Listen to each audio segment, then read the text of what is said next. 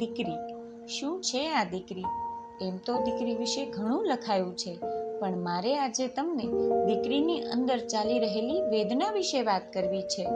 એક દીકરી તેની માતાને કહે છે કે નથી બંધાવું મારે પરણેતરમાં, કે નથી થવું મારે પરાયું.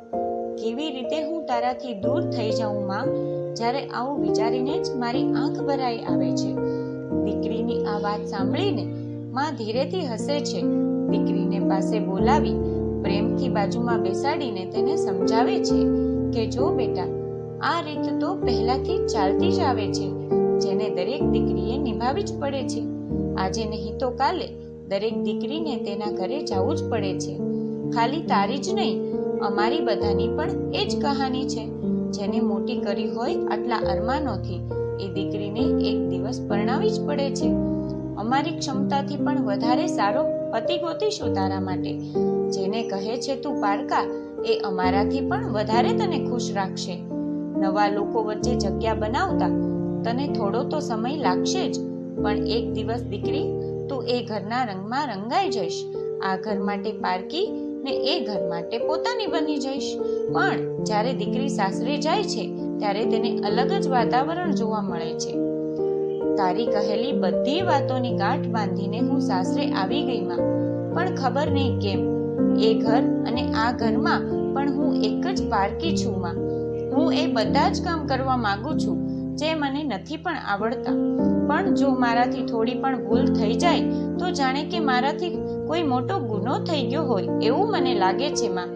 સવારે ઉઠીને હું મારું બધું જ કામ પતાવું છું. પ્રયત્નો કરીને હું થાકી ગઈ છું માં. રાત પડે ને મારા બધા જ સપનાઓની ચાદર ઓઢીને હું સૂઈ જાઉં છું. જેવું તે સમજાવ્યું હતું એવું અહીંયા કંઈ જ નથી માં. દરરોજ આંખ ભરાઈ આવે છે, દરરોજ મન ભારી થાય છે. વહુ પણ કોઈની દીકરી છે એ કોઈને કેમ સમજાતું નથી માં. કહેવાથી તો બધા જ સંબંધ પોતાના છે, પણ એક પણ સંબંધમાં પોતાનાપણું દેખાતું નથી. આ તે કેવી રીત છે દુનિયાની, આ તે કેવી મજબૂરી છે. જાણે મને ક્યારે પૂરા મનથી આ ઘર અપનાવશે માં. જે પ્રેમ મળ્યો મને પપ્પા પાસેથી, એ પ્રેમ હવે ક્યારેય મળી શકશે માં? આ જ છે એક દીકરીની અંતરની વેદના. મિત્રો, આ વિડીયો વિશે તમારું શું કહેવું છે? નીચે કમેન્ટ કરીને જરૂરથી જણાવશો. અમારા આવા જ બીજા પ્રેરણાદાયી વિડીયોને જોવા માટે અમારી ચેનલને સબસ્ક્રાઇબ કરી બેલ આઇકન પ્રેસ કરો, જેનાથી અમારી દરેક વિડીયોની અપડેટ સૌથી પહેલા તમને મળી રહે.